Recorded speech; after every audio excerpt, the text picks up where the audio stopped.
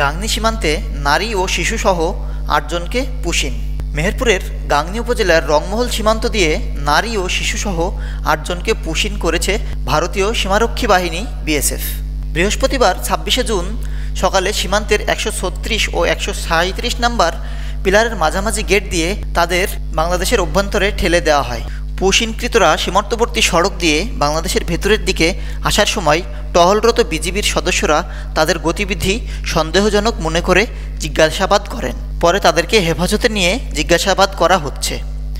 পুশিনকৃতরা হলেন ময়মনসিংহ জেলার টিটু শেখ বয়স ৪৫, আশরাফুল ইসলাম বয়স ৩৫, খুলনার দৌলতপুরের আমিনুল ইসলাম বয়স ২৮, নড়াইল জেলার আবেজান খাতুন বয়স ৪০, জামালপুরের ফাইমা আক্তার বয়স ২৭, নাসিমা আক্তার বয়স ৩৬ ও শিশু রহিম বয়স ৫ এবং শিশু রোহান বয়স ৩ বছর। রংমহল বিজিবি ক্যাম্পের কমান্ডার সুবেদার বাশারুল ইসলাম বলেন, পুশ ইন হওয়া আটকজনের মধ্যে ২ জন শিশু, ৩ জন নারী এবং ৩ জন পুরুষ রয়েছে।